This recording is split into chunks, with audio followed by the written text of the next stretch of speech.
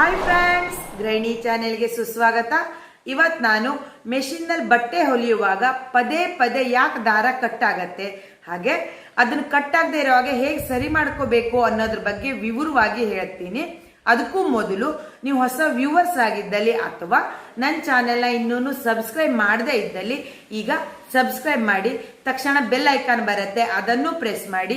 ಹಾಗೆ ಅಲ್ಲಿ ಆಲ್ ಅಂತ ಆಪ್ಷನ್ ಬರುತ್ತಲ್ವಾ, ಅದನ್ನು ಕೂಡ ಪ್ರೆಸ್ ಮಾಡಿಬಿಟ್ರೆ ಈ ರೀತಿ ವಿಡಿಯೋಗಳನ್ನ ನಾನು ಹಾಕ್ತಾನೆ ಇರ್ತೀನಿ.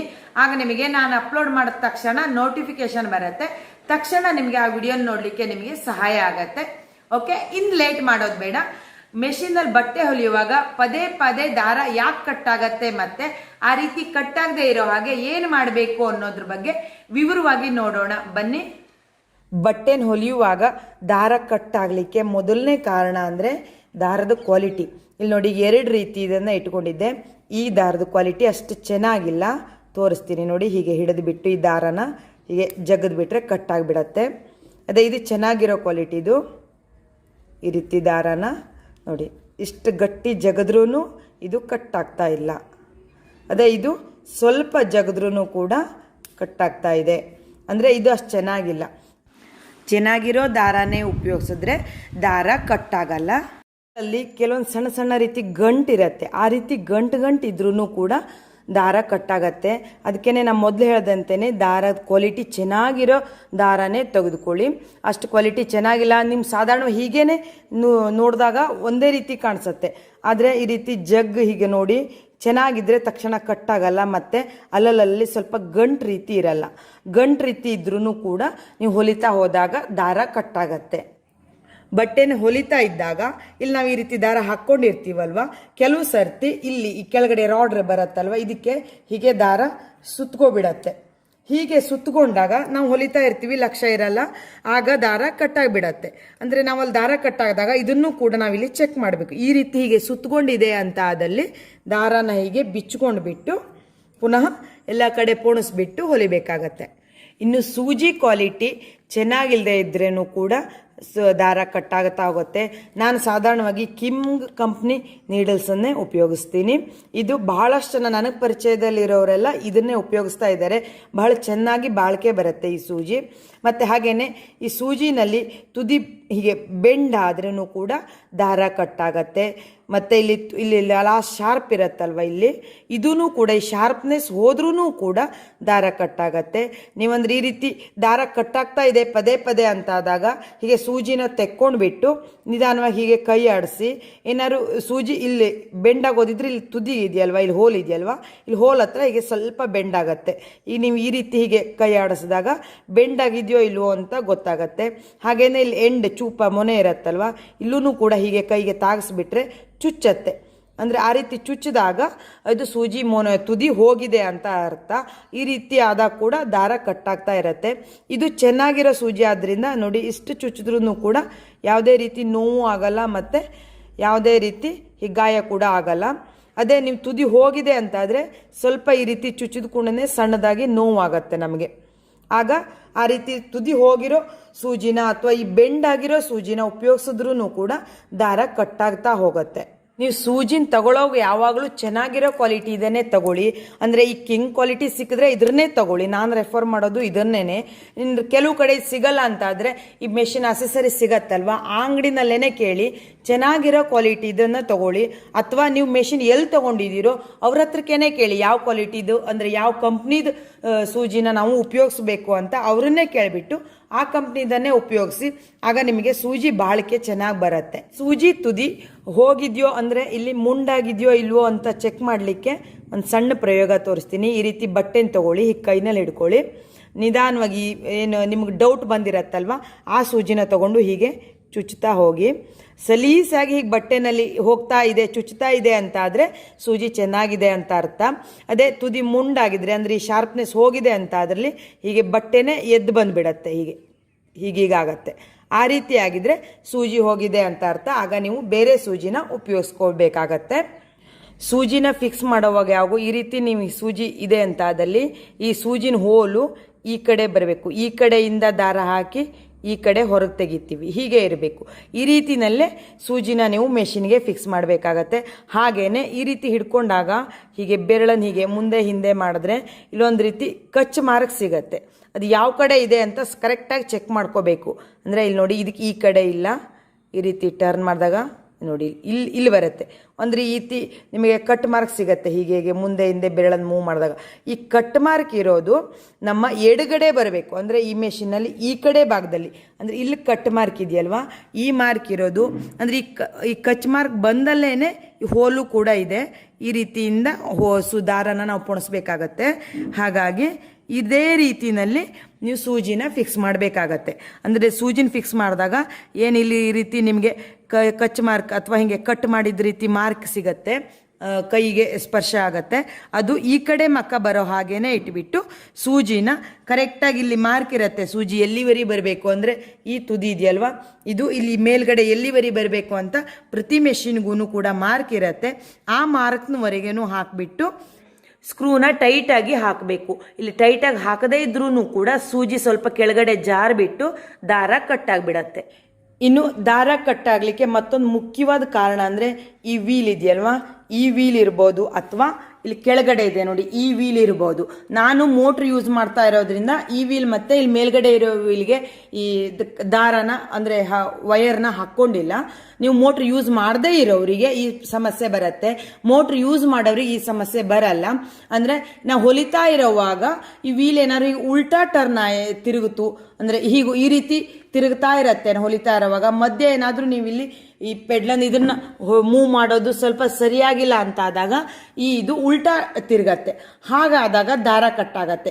ಸಾಧಾರಣವಾಗಿ ಇಲ್ಲಿ ಉಲ್ಟಾ ಆದಾಗ ಈ ವೀಲ್ ಇದೆಯಲ್ವಾ, ಇದೂ ಕೂಡ ಉಲ್ಟಾ ಆಗತ್ತೆ. ಯಾವಾಗಲೂ ಈ ರೀತಿ ನಾವು ಈ ಕಡೆ ಎದುರುಗಡೆ ಕೂತ್ಕೊಂಡಿರ್ತೀವಿ ಈ ಮೆಷಿನ್ ಎದುರುಗಡೆ ಕೂತ್ಕೊಂಡಾಗ ಈ ವೀಲು ಮತ್ತು ಈ ಕೆಳಗಡೆ ವೀಲ್ ಎರಡೂ ನಮ್ಮ ಕಡೆ ಹೀಗೆ ತಿರುಗಬೇಕು. ಏನಾದರೂ ಈ ರೀತಿ ತಿರುಗುತ್ತು ಅಂತ ಆದರೆ ದಾರ ಕಟ್ಟಾಗತ್ತೆ. ಇನ್ನು ಇಲ್ಲಿ ನೀಡಲ್ ಪ್ಲೇಟ್ ಇರತ್ತಲ್ವ, ಇದು ಕಚ್ಚಾದರೆ ಅಂದರೆ ಕಟ್ ಮಾರ್ಕ್ ಆದರೆ ಯಾವುದೇ ರೀತಿ ಅಂದರೆ ಕೆಲವು ಸರಿ ಮಕ್ಕಳೆಲ್ಲ ಈ ಚಾಕು ಆಗಲಿ ಅಥವಾ ಕತ್ತರಿಯಿಂದ ಇಲ್ಲಿ ಕಟ್ ಮಾರ್ಕ್ ಮಾಡ್ತಾರೆ. ಆ ರೀತಿಯಲ್ಲಿ ಆದ್ರೂ ಕೂಡ ದಾರ ಕಟ್ಟಾಗತ್ತೆ. ಅಥವಾ ಇಲ್ಲಿ ಬಾಬಿನ್ ದಾರ ಬರೋ ಸಣ್ಣ ಹೋಲ್ ಇದೆ ನೋಡಿ, ಇಲ್ಲಿ ಮಧ್ಯದಲ್ಲಿದೆ ಈ ಹೋಲ್ ಇದೆಯಲ್ವ, ಈ ಹೋಲ್ ಕೂಡ ಕಟ್ ಮಾರ್ಕ್ ಆದರೆ ದಾರ ಕಟ್ಟಾಗತ್ತೆ. ಈ ಭಾಗದಲ್ಲಿ ಕಚ್ ಮಾರ್ಕ್ ಆಗಿದೆ ಅಂತಾದರೆ ಈ ಭಾಗನೇ ಕೂಡ ಇದು ಸಿಗತ್ತೆ, ಇದು ಎಕ್ಸ್ಟ್ರಾವಾ. ಹೊಲಿಗೆ ಮೆಷಿನ್ ತಂದ ಅಂಗಡಿನಲ್ಲೇ ಕೇಳಿ ಅವರೇನೆ ಕೊಡ್ತಾರೆ. ಅಲ್ಲಿ ಇದನ್ನು ತೊಗೊಂಡ್ಬಿಟ್ಟು ಹೊಸತನ ಹಾಕ್ಕೊಳ್ಬೇಕಾಗತ್ತೆ. ಇಲ್ಲಿ ನಾವು ಉಪಯೋಗಿಸೋದು ಇದು ಬಾಬಿನ್ನು, ಇದು ಬಾಬಿನ್ ಕೇಸು. ಈಗ ಇಲ್ಲಿ ಬಾಬಿನ್ನಲ್ಲಿ ಸರಿಯಾದ ರೀತಿಯಲ್ಲಿ ದಾರ ಸುತ್ತದೇ ಇದ್ರೂ ಕೂಡ ದಾರ ಕಟ್ಟಾಗತ್ತೆ. ಅಂದರೆ ಇಲ್ಲಿ ನೋಡಿ, ಈ ಕಡೆಯಿಂದ ಈ ಕಡೆಯವರೆಗೆ ಒಂದೇ ಸಮನಾಗಿ ಟೈಟಾಗಿ ದಾರ ಸುತ್ತಬೇಕು. ಈ ರೀತಿ ಸುತ್ತದೇ ಇದ್ದರೆ ಅಂದರೆ ಅಲ್ಲಲ್ಲಿ ಲೂಸ್ ಆದರೆ ಅಥವಾ ಕೆಲವು ಕಡೆ ಇಲ್ಲಿ ನೋಡಿ, ಇಲ್ಲಿ ಈ ಕಡೆ ಸೈಡು ಜಾಸ್ತಿ ಆಗಿದೆ, ಈ ಕಡೆ ಮತ್ತು ಈ ಕಡೆ ಸೈಡ್ ಜಾಸ್ತಿ ಆಗಿದೆ, ಮಧ್ಯ ಕಡಿಮೆ ಆಗಿದೆ, ಮತ್ತು ಅಲ್ಲಲ್ಲಿ ಸ್ವಲ್ಪ ಲೂಸ್ ಆಗಿದೆ, ಇಲ್ಲೆಲ್ಲ ಸ್ವಲ್ಪ ಲೂಸ್ ಆಗಿದೆ ನೋಡಿ, ಇಲ್ಲೆಲ್ಲ ಲೂಸ್ ಆಗಿದೆ. ಈ ರೀತಿ ಲೂಸ್ ಆದ್ರೂ ಕೂಡ ದಾರ ಕಟ್ಟಾಗ್ತಾ ಹೋಗುತ್ತೆ. ಒಂದೇ ರೀತಿ ಅಂದರೆ ಈ ಕಡೆಯಿಂದ ಈ ಕಡೆವರೆಗೆ ಒಂದೇ ರೀತಿ ಟೈಟಾಗಿ ಬಾಬಿನ್ಗೆ ದಾರ ಸುತ್ಕೋಬೇಕು, ಆಗ ದಾರ ಕಟ್ಟಾಗಲ್ಲ. ಇನ್ನು ಮೇಲ್ಗಡೆ ಅಂದರೆ ಇಲ್ಲಿ ಮೆಷಿನ್ ಇಲ್ಲಿ ಹಾಕಿರೋ ದಾರ ಈ ರೀತಿ ದಾರನ ಉಪಯೋಗಿಸಿರ್ತೀವಿ. ಕೆಳಗಡೆ ಬಾಬಿನ್ನಲ್ಲಿ ಬೇರೆ ರೀತಿ ದಾರನ ಉಪಯೋಗಿಸಿದ್ದೀವಿ. ಅಂದರೆ ಇಲ್ಲಿ ಇದು ಮೇಲ್ಗಡೆ ಹಾಕಿರೋದು ಇಷ್ಟು ತೆಳು ಇರುತ್ತೆ ದಾರ, ಇನ್ನು ಕೆಳಗಡೆ ಹಾಕಿರೋ ದಾರ ಬಾಬಿನಲ್ಲಿ ಹಾಕಿರೋ ದಾರ ದಪ್ಪ ಇದೆ ಅಂತ ಆದ್ರೂ ಕೂಡ ದಾರ ಕಟ್ಟಾಗ್ತಾ ಹೋಗುತ್ತೆ. ಮೇಲ್ಗಡೆ ಯಾವ ರೀತಿ ದಾರನ ಉಪಯೋಗಿಸ್ತೀವೋ ಅದೇ ರೀತಿ ದಾರನ ಬಾಬಿನ್ನಲ್ಲೂ ಉಪಯೋಗಿಸ್ಕೋಬೇಕು. ಅಂದರೆ ಇಲ್ಲಿ ಎಷ್ಟು ದಪ್ಪ ಇರುತ್ತೋ ಮತ್ತು ಯಾವ ರೀತಿ ಕ್ವಾಲಿಟಿದಿರುತ್ತೋ ಅದೇ ರೀತಿ ಕ್ವಾಲಿಟಿ ದಾರನ ಬಾಬಿನ್ನಲ್ಲೂ ಕೂಡ ಉಪಯೋಗಿಸ್ಬೇಕು, ಆಗ ದಾರ ಕಟ್ಟಾಗಲ್ಲ. ಇನ್ನು ಈ ಬಾಬಿನ್ನಲ್ಲಿ ನೋಡಿ, ಇಲ್ಲಿ ಸ್ಕ್ರೂ ಇದೆಯಲ್ವಾ, ಇಲ್ಲೊಂದು ಸ್ಕ್ರೂ ಇದೆ ಮತ್ತು ಇಲ್ಲೊಂದು ಸ್ಕ್ರೂ ಇದೆ ನೋಡಿ. ನಾನು ಹೇಳ್ತಾ ಇರೋದು ಈ ಕಡೆ ಸ್ಕ್ರೂ, ಅಂದರೆ ಇಲ್ಲಿ ನಾವು ದಾರಾನ ಬಾಬಿನ್ ಹಾಕಿದಾಗ ದಾರಾನ ಇಲ್ಲಿ ಒಳಗಡೆ ತೊಗೊಂಡು ಬರ್ತೀವಲ್ವ, ಇದ್ರ ಹತ್ತಿರ ಇರೋ ಸ್ಕ್ರೂನ ಟೈಟ್ ಆದ್ರೂ ಕೂಡ ದಾರ ಟೈಟ್ ಆಗಿಬಿಟ್ಟು ದಾರ ಕಟ್ಟಾಗ್ತಾ ಹೋಗುತ್ತೆ. ಆ ರೀತಿ ಕಟ್ಟಾಗ್ತಾ ಇದೆ ಅಂತಾದಲ್ಲಿ ಈ ಸ್ಕ್ರೂನ ಸ್ವಲ್ಪ ಈ ರೀತಿ ಸಣ್ಣ ಸ್ಕ್ರೂ ಡ್ರೈವರ್ ತೊಗೊಳ್ಳಿ. ಈ ಸಾಧಾರಣವಾಗಿ ಹೊಲಿಗೆ ಮೆಷಿನ್ ತೊಗೊಳ್ಳೋವಾಗ ಇದೊಂದು ಸ್ಕ್ರೂ ಡ್ರೈವರ್ ಮತ್ತು ಈ ರೀತಿ ದೊಡ್ಡದಾದ ಸ್ಕ್ರೂ ಡ್ರೈವರ್ ಎರಡನ್ನೂ ಫ್ರೀಯಾಗಿ ಕೊಟ್ಟಿರ್ತಾರೆ. ಅದರಲ್ಲಿ ನೀವು ಸಣ್ಣ ಸ್ಕ್ರೂ ಡ್ರೈವರ್ನ ತೊಗೊಂಡ್ಬಿಟ್ಟು ಸ್ವಲ್ಪ ಲೂಸ್ ಮಾಡ್ಕೊಳ್ಳಿ, ಸ್ವಲ್ಪ ಅಷ್ಟೇ ಲೂಸ್ ಮಾಡಿಕೊಂಡು ನೀವು ಚೆಕ್ ಮಾಡಿ. ಆದ್ರೂ ದಾರ ಕಟ್ಟಾಗ್ತಾ ಇದೆ ಅಂತಂದರೆ ಇನ್ನೊಂದು ಸ್ವಲ್ಪ ಅಂದರೆ ಲಕ್ಷಕ್ಕೆ ಬರದೇ ಇರೋ ಹಾಗೆ ಸ್ವಲ್ಪ ಹೀಗೆ ಟರ್ನ್ ಮಾಡಿಬಿಟ್ರೆ ಆಯಿತು. ಈ ರೀತಿ ಲೂಸ್ ಮಾಡ್ಕೊಂಡ್ಬಿಟ್ಟು ಟ್ರೈ ಮಾಡಿ, ಆಗ ದಾರ ಕಟ್ಟಾಗಲ್ಲ. ಈ ಬಾಬಿನ್ ಕೇಸ್ ಒಳಗಡೆ ಧೂಳಾಗಲಿ ಅಥವಾ ಬಟ್ಟೆ ಎಲ್ಲ ಹೊಲಿಯುವಾಗ ಸ್ವಲ್ಪ ಈ ಗುಂಜ್ ರೀತಿ ಬರುತ್ತಲ್ವ, ಅದಾಗಲಿ ಈ ರೀತಿ ಸಿಕ್ಕಾಕೊಂಡ್ಬಿಟ್ರೆ, ಇಲ್ಲ ಈ ಹೆಜ್ಜೆ ಇಲ್ಲೆಲ್ಲಾದ್ರೂ ಅಥವಾ ಇಲ್ಲಿ ಎಲ್ಲೇನೇ ಕೂಡ ಧೂಳು ಅಥವಾ ಆ ರೀತಿ ಬಟ್ಟೆ ಗುಂಜುಗಳು ಸಿಕ್ಕಾಕೊಂಡ್ರೆ ದಾರ ಕಟ್ಟಾಗತ್ತೆ. ಆಗ ನೀವು ಅದನ್ನು ಕ್ಲೀನ್ ಮಾಡಿಬಿಟ್ಟು ಬಾಬಿನನ್ನು ಹಾಕ್ಕೊಳ್ಳಿ. ಬಾಬಿನ್ ಕೇಸ್ಗೆ ಈ ಏನು ಬಾಬಿನ್ ಇದೆಯಲ್ವ, ಇದನ್ನು ಸರಿಯಾಗಿ ನೀವು ಇನ್ಸರ್ಟ್ ಮಾಡದೇ ಇದ್ರೂ ಕೂಡ ದಾರ ಕಟ್ಟಾಗತ್ತೆ. ನೋಡಿ, ಈ ರೀತಿ ಬಾಬಿನ್ ಸುತ್ಕೊಂಡಿದೆಯಲ್ವ, ಈ ದಾರ ಯಾವಾಗೂ ಹೀಗೆ ನಾವು ಹಿಡ್ಕೊಳ್ಳಿ ಬಾಬಿನ್ನ. ಈ ದಾರ ನಮ್ಮ ಕಡೆ ಬರೋ ಹಾಗೆ ಇಟ್ಕೊಳ್ಳಿ. ಹಾಗೆಯೇ ಈ ಬಾಬಿನ್ ಕೇಸಲ್ಲಿ ನೋಡಿ, ಇಲ್ಲೊಂದು ಕಟ್ ಮಾರ್ಕ್ ಇದೆಯಲ್ವ, ಇದು ನಿಮ್ಮ ಬಲಗೈ ಕಡೆ ಬರೋ ಹಾಗೆ ಇಟ್ಕೊಳ್ಳಿ. ಬಾಬಿನನ್ನು ಬಲಗೈನಲ್ಲಿ ಹಿಡ್ಕೊಳ್ಳಿ, ಬಾಬಿನ್ ಕೇಸನ್ನು ಎಡಗೈನಲ್ಲಿ ಹಿಡ್ಕೊಳ್ಳಿ. ಈ ದಾರ ನಿಮ್ಮ ಕಡೆ ಮಕನಾಗಿ ಹೀಗೆ ಸುತ್ತಕೊಂಡಿರಲಿ. ಇದನ್ನು ನಿಧಾನವಾಗಿ ಇಲ್ಲಿ ಸರ್ಕಲ್ ರೀತಿ ಇದೆಯಲ್ವ, ಇದ್ರೊಳಗಡೆ ಈ ಬಾಬಿನಿನ ಸರ್ಕಲನ್ನು ಹೀಗೆ ಹಾಕಿ, ನಂತರ ಇಲ್ಲಿ ದಾರ ಬಂದಿದೆಯಲ್ವ, ಈ ದಾರಾನ ಇಲ್ಲೊಂದು ಕಟ್ ಮಾರ್ಕ್ ಇದೆ ನೋಡಿ, ಈ ಕಟ್ ಮಾರ್ಕ್ ಒಳಗಡೆಯಿಂದ ನಿಧಾನವಾಗಿ ಹೀಗೆ ತನ್ನಿ. ನಂತರ ಹೀಗೆ ಈ ಬಾಬಿನಿಗೆ ಹೀಗೆ ತಾಗೋ ಹಾಗೆ ದಾರಾನ ಇಟ್ಕೊಳ್ಳಿ. ಆಮೇಲೆ ನಿಧಾನವಾಗಿ ಸೈಡ್ ಸರಿಸಿ, ಇಲ್ಲೊಂದು ಸಣ್ಣ ಹೋಲ್ ರೀತಿ ಇರುತ್ತೆ, ಅದರೊಳಗಡೆ ಹೀಗೆ ದಾರ ಬರಬೇಕು. ಈ ರೀತಿ ಹಾಕ್ಕೊಳ್ಬೇಕು. ಇದು ಸರಿಯಾಗಿ ಹಾಕಿಲ್ಲ ಅಂತಾದ್ರೂ ಕೂಡ ದಾರ ಕಟ್ಟಾಗ್ತಾ ಹೋಗುತ್ತೆ. ನಂತರ ಈ ಬಾಬಿನ್ ಕೇಸನ್ನು ಮೆಷಿನ್ ಒಳಗೆ ಸರಿಯಾದ ರೀತಿಯಲ್ಲಿ ಇನ್ಸರ್ಟ್ ಮಾಡದೇ ಇದ್ರೂ ಕೂಡ ದಾರ ಕಟ್ಟಾಗತ್ತೆ. ಅದು ಹೇಗೆ ಮಾಡಬೇಕು ಅಂತ ಈಗ ತೋರಿಸ್ತೆ. ಇಲ್ಲಿ ಬಾಬಿನ್ ಕೇಸನ್ನು ಹಾಕೋವಾಗ ಇಲ್ಲಿ ನೋಡಿ, ಇಲ್ಲಿ ಈ ರೀತಿ ಹೀಗೆ ಮೇಲ್ಗಡೆ ಮಾಡ್ಲಿಕ್ಕೆ, ಇಲ್ಲಿ ನೋಡಿ ಹೀಗೆ ಮೇಲ್ಗಡೆ ಮಾಡ್ಲಿಕ್ಕೆ ಬರುತ್ತಲ್ವ, ಇದನ್ನು ಹೀಗೆ ಮೇಲ್ಗಡೆ ಮಾಡಿ ಹಿಡ್ಕೋಬೇಕು. ಅಂದರೆ ಈ ಹೆಬ್ಬೆರಳಿನಲ್ಲಿ ಸ್ವಲ್ಪ ಹೀಗೆ ಎತ್ತಿ ಹಿಡ್ಕೋಬೇಕಾಗತ್ತೆ. ಬಾಬಿನ್ ಕೇಸ್ಗಳ ಒಳಗೇನೆ ಹೀಗೆ ಇರುತ್ತೆ.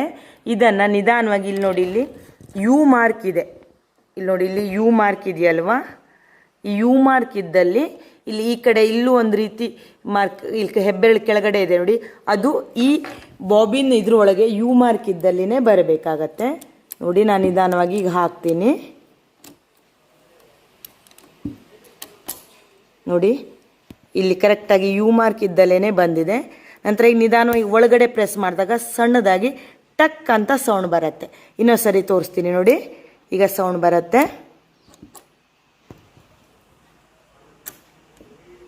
ಈ ರೀತಿ ಸೌಂಡ್ ಬಂದರೆ ಕರೆಕ್ಟಾಗಿದೆ ಅಂತ ಅರ್ಥ. ಇದೇ ರೀತಿ ನೀವು ಬಾಬಿನನ್ನು ತೆಗೆಯುವಾಗ್ಲೂ ಕೂಡ ಇದನ್ನು ಹೀಗೆ ಮೇಲ್ಗಡೆ ಎತ್ತಿಬಿಟ್ಟು, ಹೆಬ್ಬೆರಳ ಸಹಾಯದಿಂದ ಹೀಗೆ ಮೇಲ್ಗಡೆ ಎತ್ತಿಬಿಟ್ಟು ತೋರ್ಬೆಳಲ್ಲಿ ಇದನ್ನ ಹೀಗೆ ಹಿಡ್ಕೊಂಡ್ಬಿಟ್ಟು ನಿಧಾನವಾಗಿ ಬಾಬಿನನ್ನು ಹೊರಗಡೆ ತೆಗಿಬೇಕಾಗತ್ತೆ. ಇಲ್ಲಿ ಕಚ್ ಮಾರ್ಕ್ ಆಗಿದೆ ಅಂತ ಆದಲ್ಲಿ ನೀವು ಇದನ್ನು ಈ ಏನಿದೆಯಲ್ವ, ಈ ಪಾರ್ಟ್ಸನ್ನೇ ಬೇರೆದು ಹಾಕ್ಕೊಳ್ಬೇಕಾಗತ್ತೆ. ಇದನ್ನು ನೀವು ಹೊಲಿಗೆ ಮೆಷಿನ್ ಆಕ್ಸೆಸರೀಸ್ ಸಿಗತ್ತಲ್ವ, ಆ ಅಂಗಡಿನಲ್ಲಿ ಕೇಳಿ, ಅಥವಾ ಹೊಲಿಗೆ ಮೆಷಿನ್ ನೀವು ಎಲ್ಲಿ ತೊಗೊಂಡು ಬಂದಿದ್ದೀರೋ ಅವ್ರ ಹತ್ರಕ್ಕೆ ಹೇಳಿದ್ರೆ ಅವರು ಇದನ್ನು ಹಾಕ್ಕೊಡ್ತಾರೆ. ಮೆಷಿನನ್ನು ಸರಿಯಾದ ರೀತಿಯಲ್ಲಿ ಕ್ಲೀನ್ ಮಾಡೋದು ಮತ್ತು ಆಯಿಲ್ ಹಾಕೋದು ಮಾಡದೇ ಇದ್ರೂ ಕೂಡ ದಾರ ಕಟ್ಟಾಗ್ತಾ ಹೋಗುತ್ತೆ. ಅದು ಯಾವ ರೀತಿ ಕ್ಲೀನ್ ಮಾಡ್ಕೋಬೇಕು ಮತ್ತು ಆಯಿಲನ್ನು ಹಾಕಬೇಕು ಮೆಷಿನ್ಗೆ ಅನ್ನೋದನ್ನು ನಾನು ಹಿಂದಿನ ವಿಡಿಯೋದಲ್ಲಿ ತೋರಿಸಿದ್ದೆ. ಅದರ ಲಿಂಕನ್ನು ಮೇಲ್ಗಡೆ ಐ ಬಟನಲ್ಲಿ ಮತ್ತು ಕೆಳಗಡೆ ಡಿಸ್ಕ್ರಿಪ್ಷನ್ ಬಾಕ್ಸ್ನಲ್ಲಿ ಕೂಡ ಹಾಕಿದ್ದೆ. ಒಂದ್ಸರಿ ಅದನ್ನು ವಿವರವಾಗಿ ನೋಡ್ಕೊಂಡ್ಬಿಟ್ಟು ಮೆಷಿನನ್ನು ಕ್ಲೀನಾಗಿ ಆಯಿಲ್ ಹಾಕಿ ಇಟ್ಕೊಳ್ಳಿ. ಡೈಲಿ ಮೆಷಿನನ್ನು ಯೂಸ್ ಮಾಡ್ತೀರಿ ಅಂತಾದರೆ ಪ್ರತಿನಿತ್ಯನೂ ಕೂಡ ಕ್ಲೀನ್ ಮಾಡಿ ಆಯಿಲ್ ಹಾಕಬೇಕು. ಇನ್ನು ವಾರಕ್ಕೊಂದ್ಸರಿ ಅಥವಾ 15 ದಿವಸಕ್ಕೊಂದ್ಸರಿ ನೀವು ಮೆಷಿನನ್ನು ಉಪಯೋಗಿಸ್ತೀರಿ ಅಂತಾದಲ್ಲಿ ಕಡಿಮೆ ಅಂದ್ರೂ ವಾರಕ್ಕೆ 1 ಸರ್ತಿನಾದ್ರೂ ಕೂಡ ಮೆಷಿನನ್ನು ಕ್ಲೀನ್ ಮಾಡಿಬಿಟ್ಟು ಆಯಿಲನ್ನು ಹಾಕಿಟ್ಕೋಬೇಕಾಗತ್ತೆ. ಆಗ ಮೆಷಿನು ಚೆನ್ನಾಗಿ ಬಾಳಿಕೆನೂ ಬರುತ್ತೆ ಮತ್ತು ದಾರನೂ ಕೂಡ ಕಟ್ಟಾಗಲ್ಲ. ನೀವು ಮೆಷಿನನ್ನು ತಿಂಗ್ಳುಗಟ್ಟಲೆ ಯೂಸ್ ಮಾಡೋದಿಲ್ಲ ಅಂತ ಆದಾಗ ಸುಮ್ಮನೆ ಯಾಕೆ ಆಯಿಲ್ ಹಾಕಬೇಕು, ಟೈಮ್ ವೇಸ್ಟು ಅಂತ ಮಾಡ್ಕೊಂಡ್ಬಿಟ್ರೆ ಮೆಷಿನ್ನೂ ಕೂಡ ಹಾಳಾಗತ್ತೆ. ಅದೇ ರೀತಿ ನೀವು ನಂತರ ಯೂಸ್ ಮಾಡ್ತಾ ಇರೋವಾಗ ದಾರ ಬಹಳ ಕಟ್ಟಾಗ್ತಾ ಹೋಗುತ್ತೆ. ಇದಕ್ಕೆ ಥ್ರೆಡ್ ಟೆನ್ಷನ್ ಡಿಸ್ಕ್ ಅಂತ ಹೇಳ್ತಾರೆ ನೋಡಿ. ಇಲ್ಲಿ ಈ ರೀತಿ ಸ್ಪ್ರಿಂಗ್ ಇರುತ್ತೆ ಇಲ್ಲಿ ಮಧ್ಯದಲ್ಲಿ, ಇದರಿಂದ ನಾವು ಥ್ರೆಡ್ಡನ್ನು ಟೈಟ್ ಅಥವಾ ಲೂಸಾಗಿ ಬರೋ ಹಾಗೆ ಮಾಡ್ಕೊಳ್ಬಹುದು. ಇದನ್ನು ಬಹಳ ಟೈಟಾಗಿದ್ರೂ ಕೂಡ ದಾರ ಕಟ್ಟಾಗ್ತಾ ಹೋಗುತ್ತೆ. ಇದು ಬಲಗಡೆಯಿಂದ ಎಡಗಡೆಗೆ ಟರ್ನ್ ಮಾಡಿದ್ರೆ, ಹೀಗೆ ಟರ್ನ್ ಮಾಡ್ತಾ ಹೋದರೆ ದಾರ ಲೂಸ್ ಆಗುತ್ತೆ. ಅದೇ ರೀತಿ ಈ ಕಡೆ ಟರ್ನ್ ಮಾಡ್ತಾ ಹೋದರೆ ದಾರ ಟೈಟ್ ಆಗ್ತಾ ಹೋಗುತ್ತೆ. ಇದು ನೀವು ಕೆಲವು ಬಟ್ಟೆ ಮೇಲೆ ಕೂಡ ವ್ಯತ್ಯಾಸ ಆಗತ್ತೆ. ಹಾಗಾಗಿ ನೀವು ಯಾವ ರೀತಿ ಬಟ್ಟೆನ ಉಪಯೋಗಿಸ್ತೀರಾ ಅನ್ನೋದನ್ನು ನೋಡಿಬಿಟ್ಟು, ಮತ್ತು ಯಾವ ರೀತಿ ದಾರನ ಹಾಕ್ಕೋತೀರಾ, ದಾರನ ಉಪಯೋಗಿಸ್ಕೊಳ್ತೀರಾ ಬಟ್ಟೆ ಹೊಲಿಯುವಾಗ ಅನ್ನೋದರ ಮೇಲೆ ಇದು ಡಿಪೆಂಡ್ ಆಗಿರುತ್ತೆ. ಅದನ್ನು ನೀವು ಯೂಸ್ ಮಾಡಿಕೊಂಡು ಟೈಟ್ ಆಗಿದೆ ಅಂತಾದಲ್ಲಿ ಸ್ವಲ್ಪ ಲೂಸ್ ಮಾಡ್ಕೊಳ್ಳಿ. ಅದೇ ರೀತಿ ಲೂಸಾಗಿ ದಾರ ಬರ್ತಾ ಇದೆ, ಕಟ್ಟಾಗ್ತಾ ಇದೆ ದಾರ ಅಂತಾದಲ್ಲಿ ಟೈಟಾಗಿ ಮಾಡ್ಕೊಂಡ್ಬಿಟ್ಟು ದಾರ ಕಟ್ಟಾಗದೇ ಇರೋ ಹಾಗೆ ಸೆಟ್ ಮಾಡ್ಕೊಳ್ಳಿ. ಬಹಳ ಟೈಟ್ ಆದರೆ ಇದು ದಾರ ಅಂದರೆ ಹೊಲಿಯುವಾಗ ಟೈಟಾಗಿ ಬರುತ್ತೆ ದಾರ, ಆಗ ಇಲ್ಲಿ ದಾರ ಕಟ್ಟಾಗಿಬಿಡತ್ತೆ. ಈ ವಿಡಿಯೋ ಇಷ್ಟ ಆದಲ್ಲಿ ಕೆಳಗಡೆ ಲೈಕ್ ಬಟನ್ ಇದೆಯಲ್ವಾ, ಅದನ್ನು ಪ್ರೆಸ್ ಮಾಡಿ. ಈ ವಿಡಿಯೋದ ಬಗ್ಗೆ ನಿಮ್ಮ ಅನಿಸಿಕೆಗಳನ್ನು ಕೆಳಗಡೆ ಕಾಮೆಂಟ್ ಬಾಕ್ಸ್ನಲ್ಲಿ ಕಾಮೆಂಟ್ ಮಾಡಿ. ಮತ್ತೆ ನಿಮ್ಗೆ ಇನ್ನೂ ಯಾವ ರೀತಿ ವಿಡಿಯೋಗಳು ಬೇಕು ಅಥವಾ ಈ ವಿಡಿಯೋದಲ್ಲಿ ಏನಾದ್ರು ಡೌಟ್ಸ್ಗಳಿದ್ರೂ ಕೂಡ ಕೆಳಗಡೆ ಕಾಮೆಂಟ್ ಮಾಡಿಬಿಟ್ರೆ ನಾನು ಅದನ್ನು ವಿಡಿಯೋ ಮಾಡಿಬಿಟ್ಟು ಅಪ್ಲೋಡ್ ಮಾಡ್ತೀನಿ. ಈ ರೀತಿ ಅಪ್ಲೋಡ್ ಮಾಡಿದಾಗ ನಿಮಗೆ ತಕ್ಷಣ ನೋಟಿಫಿಕೇಶನ್ ಬರಬೇಕು ಅಂತಾದಲ್ಲಿ ಇನ್ನೂ ಸಬ್ಸ್ಕ್ರೈಬ್ ಮಾಡದೇ ಇದ್ದರೆ ಮೊದಲು ಸಬ್ಸ್ಕ್ರೈಬ್ ಮಾಡಿ, ಬೆಲ್ ಐಕಾನ್ ಪ್ರೆಸ್ ಮಾಡಿ, ಹಾಗೆ ಆಲ್ ಆಪ್ಷನ್ ಕೂಡ ಪ್ರೆಸ್ ಮಾಡಿ. ನನ್ನ ವಿಡಿಯೋ ನೋಡಿದ್ದಕ್ಕಾಗಿ ಧನ್ಯವಾದಗಳು.